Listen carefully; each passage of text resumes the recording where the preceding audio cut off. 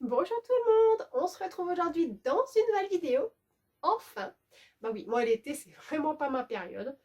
Enfin bref, je reviens aujourd'hui pour vous faire mon petit book haul de ces derniers mois, plutôt fin mai et juin, parce que juillet j'ai rien acheté et j'ai quasiment rien lu.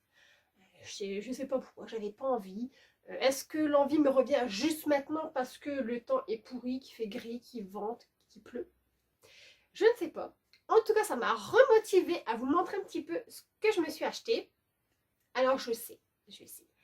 La pile que vous avez vue en miniature, elle fait peur, elle est monstrueuse. Mais les trois quarts viennent de Vinted et Easy Cash. Et je ne sais pas si vous l'avez remarqué, mais il y a des gros livres. Parce que je me suis acheté une saga et c'est vraiment des pavés. Enfin bref, je vais vous montrer, vous allez tout de suite comprendre. C'est parti!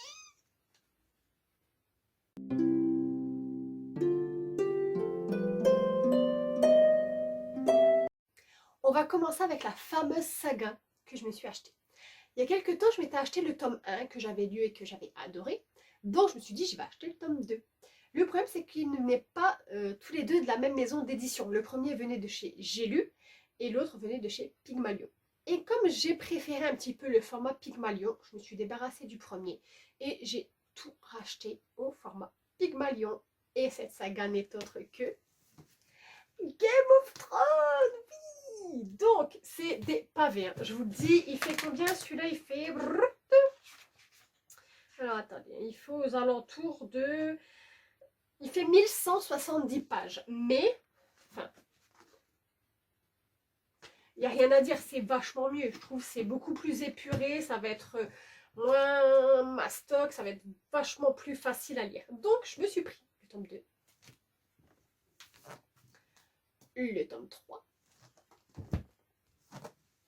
le tome 4, et le tome 5. Il me semble qu'à l'heure d'aujourd'hui, il n'y a que les 5 là. Donc voilà, au moins pour l'instant, je les ai tous. Je vais pouvoir les lire tranquillement. Et puis on va attendre le 6e. Mais là déjà, je pense que j'ai de quoi faire. Ensuite, je me suis acheté une petite trilogie, Les Chroniques d'une sorcière d'aujourd'hui, d'Angèle Delano aux éditions Michel Quintin. Donc le tome 1 est sur Isabelle. Le tome 2 est sur Alicia. Et le tome 3 est sur Campbell. Alors, je vais juste vous lire le résumé du tome 1.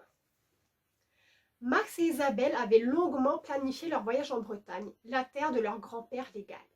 À 17 ans, ils pouvaient partir sans les parents. Au début, tout était fantastique. Mais cela s'est gâté le jour où un monstrueux orage les a obligés à se réfugier au manoir de Bult.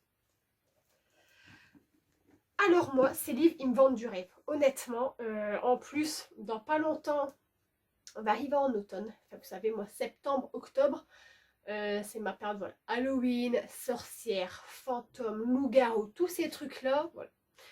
Je suis là, donc je pense que je vais me régaler. En plus, ils sont pas trop épais, vous voyez. C'est bien, ils font quoi? Ils font 220 pages. Ouais, 220 pages. Et c'est écrit assez grand. Donc je pense que voilà, ça va être assez cool. J'ai hâte de les commencer. Je me suis également commandé La Chronique des Bridgerton, tome 1 et 2 de Julia Quinn aux éditions J'ai lu. Je vous l'avais dit, hein, que j'avais regardé la série sur Netflix et qu'on me disait que voilà, les romans étaient complètement différents. Enfin, complètement. Il y a des personnages dedans qui sont dans la série qui ne sont pas dans le livre. Enfin bref, je voulais juger par moi-même. Donc voilà, pour l'instant, j'ai juste pris les 2 premiers tomes. Et puis écoutez, on verra ce que ça vaut. Je me suis également commandé La Reine sans royaume de Holly Black aux éditions Rajo. C'est le tome 3, j'ai déjà lu Le Prince Cruel et le Roi Maléfique, il me manquait celui-là. J'ai hâte de le lire. C'est pour ça aussi que j'ai fait cette vidéo aujourd'hui, j'ai regardé tous ces livres et je me suis dit mais j'ai envie de les lire, il faut que je me dépêche parce que tant que je ne vous les ai pas présentés dans un book haul, je ne m'autorise pas à les lire. Donc voilà, ça y est, c'est bon, je vais pouvoir. Je me suis acheté également L'Héritage de Christopher Paolini aux éditions Bayard Jeunesse. Et ça, en fait, il y a un long moment à ma médiathèque, J'avais lu les 3 premiers tomes, ils n'avaient pas le 4e. Et là, quand je l'ai vu, je me suis dit, bah, je vais me l'acheter, je vais le lire. Et par la suite, je me rachèterai les 3 premiers tomes parce que c'est vraiment une saga que j'ai dévorée, que j'ai adorée. Je me suis très attachée au personnage et ça m'embêtait un petit peu en fait de ne pas savoir comment ça se terminait cette intrigue. Je vais bientôt savoir. Bon, il est quand même pas mal, ouais, il est assez gros, ouais,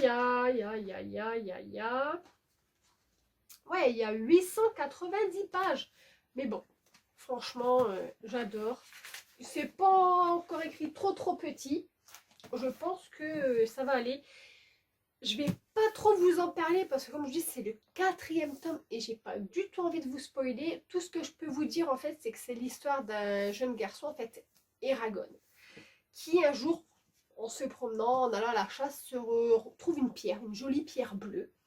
Et il essaye de la vendre parce que voilà, il a une famille, ils sont pas riches. Hein, voilà, l'argent, c'est très dur à avoir, se nourrir, se vêtir, se chauffer, tout ça, c'est compliqué. Donc il trouve cette pierre et du coup il va en ville pour essayer de la vendre et enfin, les gens la regardent, personne ne l'achète et il comprend pas trop parce que c'est une très belle pierre bleue avec de jolis reflets. Et il s'avère qu'en réalité cette pierre est un œuf de dragon. Et là, donc, vous imaginez un petit peu l'histoire qui s'ensuit. Enfin, voilà, il se retrouve avec un dragon. Donc, ça va être assez tumultueux. Et voilà, il me fallait absolument ce 4e tome. Je suis super contente. J'ai hâte de savoir comment ça va se terminer. Je me suis également acheté ce livre, Wicked. Excusez-moi, je ne sais pas du tout comment ça se prononce. Je suis nulle en anglais. La véritable histoire de la méchante sorcière de l'Ouest de Gregory Maguire aux éditions Brajlon. Je dois vous avouer que quand j'ai acheté ce livre, je ne savais absolument pas de quoi il parlait. Mais la couverture est magnifique et une véritable histoire de méchante sorcière. Je suis là. Je suis là. Alors, derrière c'est écrit: dans le Magicien d'Oz, Dorothy triomphe de la méchante sorcière de l'Ouest. Mais nous n'avions que cette version de l'histoire. Alors, je dois vous avouer que le Magicien d'Oz, je ne connais pas du tout. J'ai déjà entendu parler, mais je ne connais pas du tout l'histoire. Donc, écoutez, je verrai bien ce que ça donne. Moi, tout ce que je voulais, voilà, c'était une histoire encore pour ma période automne, Halloween, sorcière. Et là, une véritable histoire de méchante sorcière. Je me suis dit, il fallait que je le tente. Donc, je verrai bien. Je vous dis pas qu'après ça, je vais peut-être m'intéresser au Magicien d'Oz. J'en sais rien, je sais pas. Je verrai déjà ce que vaut ce livre et puis on en reparlera. Ensuite, je vais vous présenter 2 tomes que je me suis achetés. Ils sont neufs et j'en avais entendu parler, je les avais vus passer et je me suis dit, il me les faut. Donc, je me suis acheté le tome 1 et le tome 2, Les loups du millénaire de Sapir A. Englar aux éditions Hugo Roman. Donc, tome 1, tome 2. Et en gros, en fait, dans le tome 1, on va suivre Sienna. C'est une jeune loup-garou de 19 ans. Et en fait, elle a été marquée par une triste histoire d'amour, je pense. Elle n'arrive plus à faire confiance aux hommes. Et là, en fait, il va arriver une cérémonie, la cérémonie de la frénésie, où tous les loups-garous, en fait, se rassemblent et cherchent, en fait, un partenaire, une partenaire, voilà, pour s'accoupler. Et elle, en fait, elle n'a pas trop envie de ça. Elle veut vraiment une vraie histoire, trouver, voilà, son partenaire pour toute la vie. Et là, en fait, elle va rencontrer Hayden, l'alpha de la meute. Et lui, il a besoin d'elle en fait pour réaffirmer sa puissance depuis que son autorité d'alpha a été remise en question. Donc, voilà, je sais pas, encore une fois, enfin voilà, c'est une histoire de loup. On va arriver en automne. Voilà, je me suis dit que ça pourrait être sympa. Ils sont pas très gros. Ils font quoi? Ils font les 300 pages. Donc voilà, je me suis dit que ça pourrait être sympa. En plus, ils sont super beaux. Donc, hâte de les lire aussi, ceux-là. Encore 2 romans que je me suis achetés. Guild et Glint de Raven Kennedy aux éditions Hugo Roman. Alors déjà, rien que les couvertures, moi, ça m'a vendu du rêve. Maintenant, que nous dit le résumé du tome 1?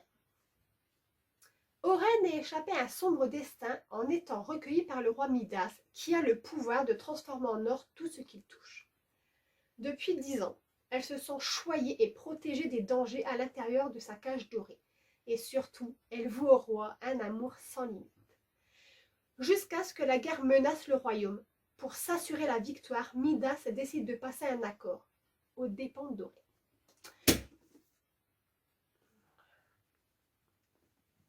Je ne sais pas ce que ça va valoir.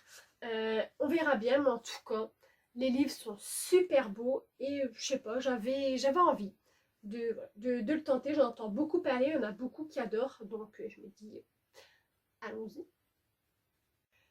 Ensuite, ce livre, quand je l'ai vu sur Vinted, je me suis dit, il me le faut. La légende de la mort d'Anatole Le Braz aux éditions Au bord des continents. Il n'y a pas de résumé. Rien que la couverture, elle est un petit peu, comment dire, capitonnée. Et apparemment, dedans, en fait, regardez, rien que les... J'adore trop, c'est super beau. Et il y a plusieurs histoires. Admettons, chapitre 1, les intersignes. Donc 8 intersignes pour la même mort, l'intersigne des bœufs, la danse des pois. On a les trésors du mort, la vie qui va et qui vient avec la mer, la fin du monde, le char de la mort, celui qui portera la peste sur ses épaules, la mort invitée à un repas. Enfin,